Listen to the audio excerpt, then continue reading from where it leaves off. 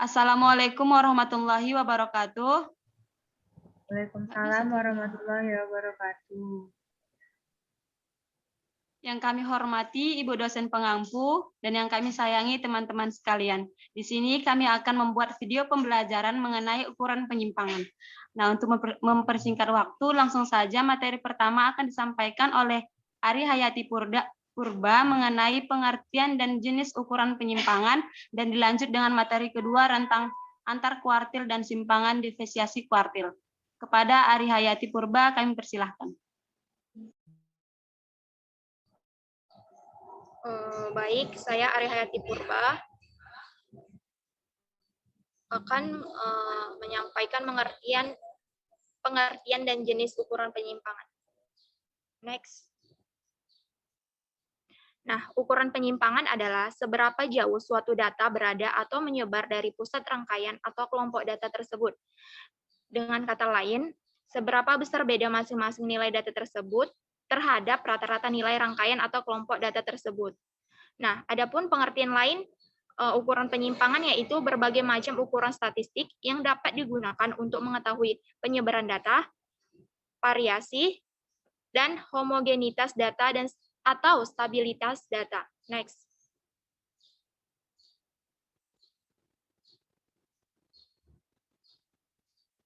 Nah, adapun jenis ukuran penyimpangan yaitu yang pertama range, yang kedua deviasi. Deviasi ini terdapat deviasi kuartil, deviasi rata-rata, dan deviasi standar. Yang ketiga yaitu varian. Yang keempat yaitu ukuran penyebaran relatif. Next. Selanjutnya mengenai rentang antar kuartil dan simpangan atau deviasi kuartil. Selanjutnya range atau rentang atau jangkauan. Jangkauan atau ukuran jarak adalah selisih nilai terbesar data dengan nilai terkecil data.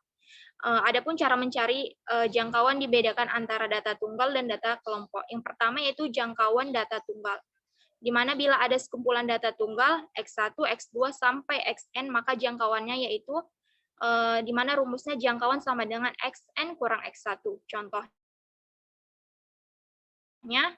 tentukan jangkauan data 12, 14, 10, 8, 6, 4, dan 2.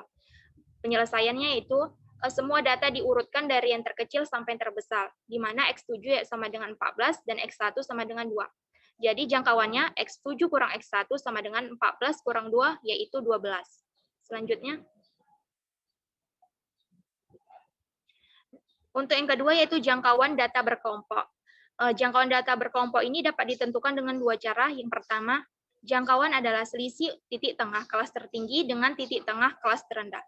Dan yang kedua yaitu jangkauan adalah selisih tepi atas kelas tertinggi dengan tepi bawah kelas terendah.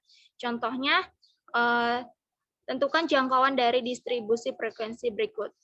Di tabel kita bisa lihat bahwa nilai ujiannya itu ada yang 31 sampai 40, di mana frekuensinya 1, titik tengah atau X-nya sama dengan 35,5, dan seterusnya.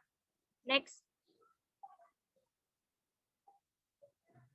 Jadi penilaiannya itu kita dapat titik tengah kelas terendah yaitu 35,5, titik tengah kelas tertinggi yaitu 95,5, dan tepi bawah kelas terendah 30,5, sedangkan tepi atas kelas tertinggi 10,5. Jadi yang pertama jangkauannya itu didapat 95,5 kurang 35,5 sama dengan 60,2, dan yang kedua jangkauannya yaitu 100,5 kurang 30,5 sama dengan 70. Selanjutnya.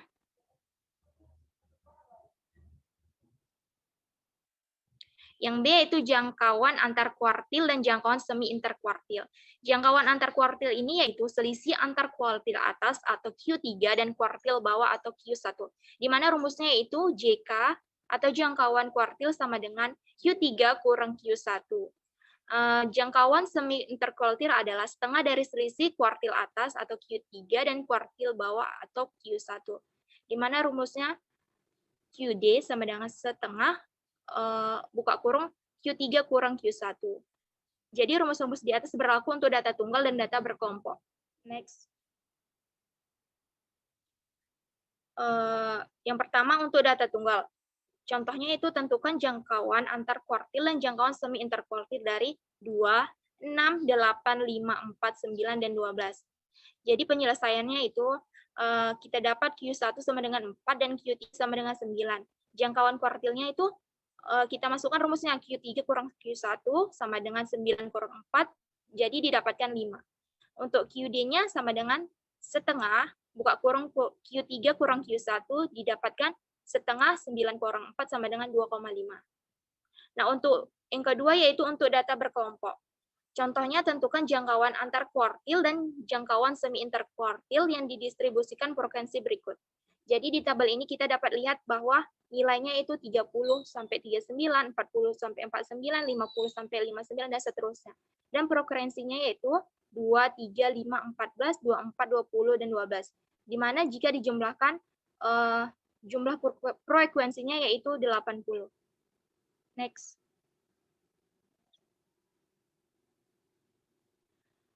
Nah, untuk penyelesaiannya ini, jadi Q1 sama dengan B1 tambah N per 4 kurang sigma F1 dibagi FQ1 kali C. Sama dengan 59,5 ditambah 20 kurang 10 per 14 kali 10. Didapat 59,5 tambah 7,14 sama dengan 66,64. Nah, untuk mencari Q3-nya sama dengan B3 ditambah 3N per 4 kurang sigma F3 bagi FQ3 kali C. Jadi 79,5 ditambah 60 kurang 48 bagi 20 kali 10, sehingga didapatkan 79,5 tambah 6 sama dengan 85,5. Nah, untuk jangkauan kuartilnya yaitu 85,5 dikurang 66 kurang 64 sama dengan 85,5. Dan terakhir untuk QD-nya sama dengan setengah, dikali 85,5 dikurang 66,64, dan akhirnya didapatkan 9,43. Next. Udah. Itu saja yang dapat saya sampaikan. Saya kembalikan kepada moderator. Baiklah, terima kasih kepada Saudari Ari Hayati Purba yang telah menyampaikan materinya dengan sangat baik. Selanjutnya materi ketiga akan disampaikan oleh Saudari Anita Silvia mengenai rata-rata simpangan. Kepada Anita Silvia kami persilakan. Terima kasih kepada moderator. Baiklah, di sini saya akan menyampaikan simpangan rata-rata atau deviasi rata-rata. Deviasi rata-rata atau simpangan rata-rata adalah rata-rata jarak antara nilai-nilai data menuju rata-ratanya. Simpangan rata-rata termasuk ke dalam ukuran penyebaran data seperti halnya varian dan standar deviasi. Adapun kegunaannya dari deviasi rata-rata ini yaitu untuk mengetahui seberapa jauh nilai data menyimpang dari rata-ratanya. Deviasi rata-rata data tunggal. Rumusnya SR sama dengan 1 per N sigma X1 XI kurang X. Keterangan XI yaitu data ke I, X yaitu rata-rata, N yaitu banyaknya data. Bisa dilihat dari contoh soal, carilah rata-rata simpangan data 6, 4, 8, 10, 11, 10, 7.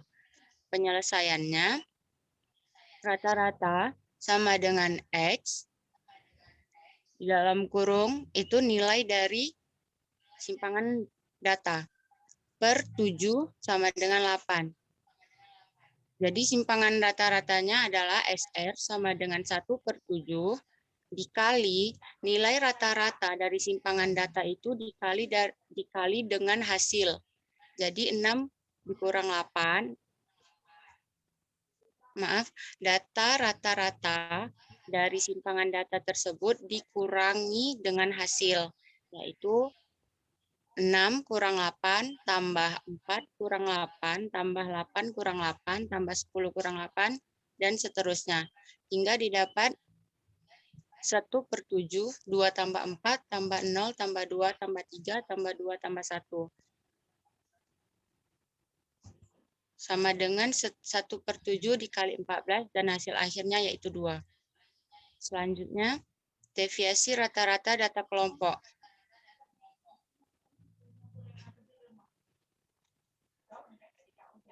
Adapun rumusnya yaitu DR sama dengan 1/N sigma F X kurang X sama dengan sigma F X kurang X per N. Contoh, tentukan deviasi rata-rata distribusi frekuensi berikut.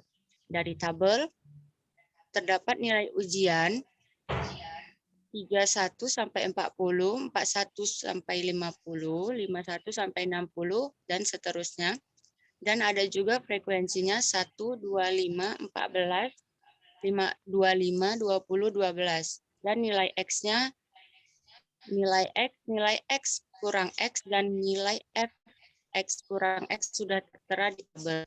Penyelesaiannya, dari soal tersebut didapatkan bahwa X sama dengan 76,625.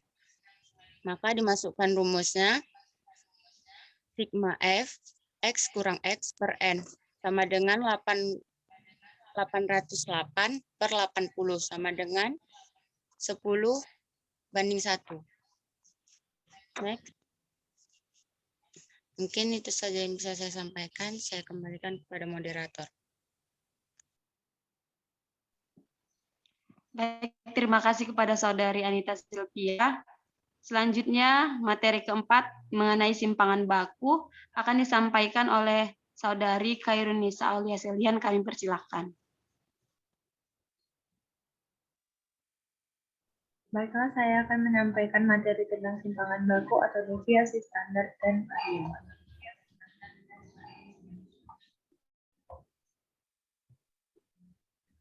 Simpangan baku atau standar deviasi. Simpangan baku adalah akar dari tengah kuadrat. Simpangan baku sampel disimbolkan dengan S. Simpangan baku populasi disimbolkan dengan O. Menentukan simpangan baku dibagi S sama dengan varian. Rumus di atas berlaku untuk data tunggal dan data kelompok. Contoh untuk data tunggal, carilah simpangan baku dari perbandingan 6, 4, 8, 10, 11, 10, 7. Penyelesaiannya rata-rata X dalam kurung 6 tambah 4 tambah 8 tambah 10 tambah 11 tambah 10 tambah 7 dibagi 7 sama dengan 8. S sama dengan dalam akar 1/N 6 kurang 8 2 tambah 4 kurang 8 kali 2 ditambah 8 kurang 8 dikali 2 ditambah 10 kurang 8 dikali 2 tambah 11 kurang 8 dikali 2 tambah 10 kurang 8 dikali 2 ditambah 7 kurang 8 kali 2 S sama dengan dalam akar 1/7 dalam kurung 4 tambah 16 tambah 0 tambah 4 tambah 9 tambah 4 tambah 1 sama dengan 2,33. Untuk data berkelompok, di sini ada contohnya. Tentukan simpangan baku dari distribusi frekuensi berikut.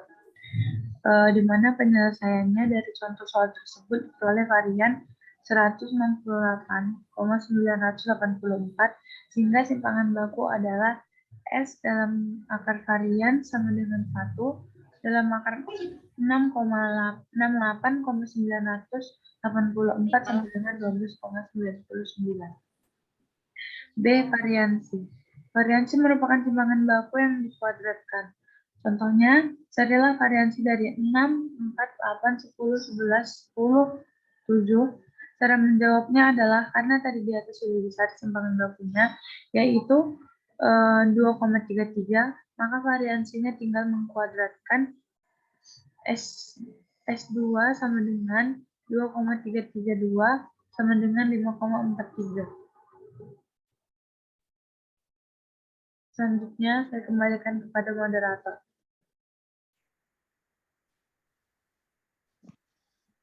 Terima kasih kepada Saudari Khairunisa Aulian yang telah menyampaikan materinya. Selanjutnya materi kelima mengenai kemiringan yang akan disampaikan oleh Saudari Maisarah Tanjung. Kami persilakan. Baiklah, materi yang selanjutnya yaitu mengenai kemiringan. Kemiringan adalah derajat atau ukuran dari ketidaksimetrisan suatu distribusi data. Nah, jadi kemiringan ini memiliki 3 pola kemiringan distribusi, dapat dilihat pada gambar. Pengukuran kemiringan suatu distribusi dapat diketahui dengan beberapa cara, yaitu memperhatikan hubungan antara rata-rata hitung, median, dan modus. Yang pertama, menggunakan koefisien Pearson. Yang kedua, menggunakan momen ketiga. Dan yang ketiga, menggunakan kotak diagram garis. Nah, rumus untuk menghitung derajat kemiringan distribusi data ini ada 3.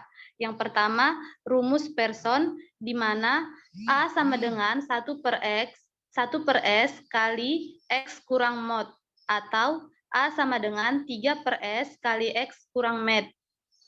Yang kedua yaitu rumus momen atau data tidak berkelompok. Adapun rumusnya yaitu A3 sama dengan 1/NS3 sigma kali X1 dikurang X pangkat 3. Dan untuk data berkelompoknya, adapun rumusnya yaitu A3 sama dengan 1/NS pangkat 3 sigma FI dikali MI dikurang X pangkat 3. Yang ketiga yaitu rumus Bowley. Rumus ini menggunakan nilai kuartil, di mana A3 sama dengan Q3 tambah Q1 dikurang Q2 per Q3 dikurang Q1. Jika Q3 dikurang Q2 sama dengan Q2 dan Q1, sehingga Q3 tambah Q3 dikurang 2Q2 adalah 0, yang mengakibatkan A3 sama dengan 0. Sebaliknya, jika distribusi miring, maka ada 2 kemungkinan, yaitu Q1 sama dengan Q2 atau Q2 sama dengan Q3. Dalam hal Q1 sama dengan Q2, maka A3 dikurang 1, dan untuk Q2 sama dengan Q3, maka A3 sama dengan min 1. Demikian yang dapat saya sampaikan. Selanjutnya saya kembalikan kepada moderator.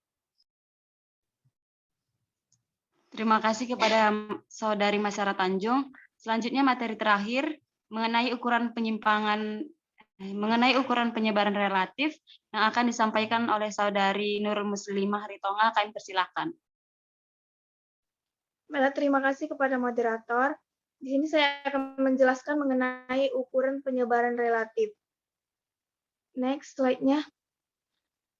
Ukuran penyebaran relatif adalah ukuran penyebaran yang dapat digunakan untuk membandingkan sebaran dari 2 atau lebih kelompok distribusi suatu data yang memiliki satuan yang satuannya berbeda. Nah, contoh di bawah ini mengenai koefisien varian atau KV. Jika dispersi absolut digantikan dengan simpangan bakunya, maka dispersi relatifnya disebut dengan koefisien variasi.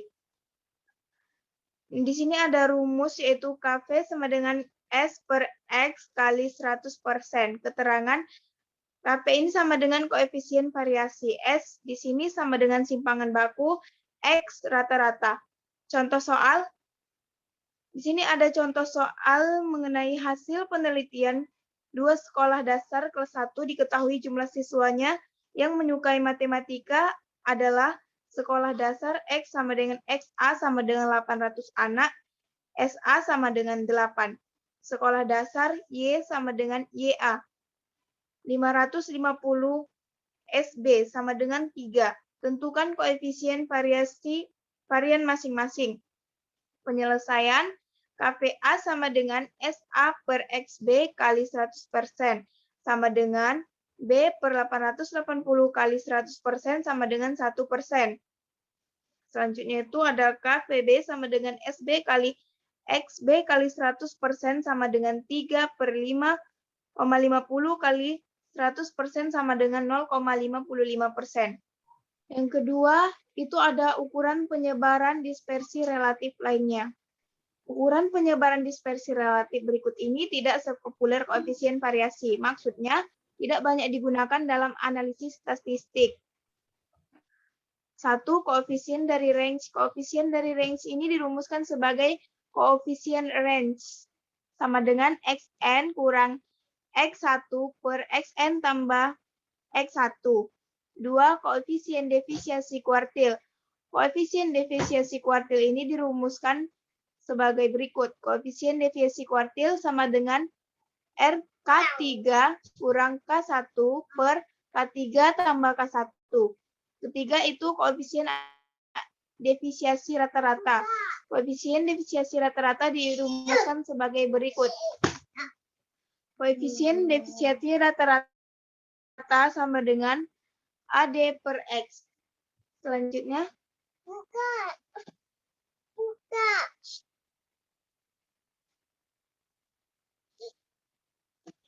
Baiklah, itu yang dapat saya sampaikan. Sekian dan terima kasih. Saya kembalikan kepada moderator.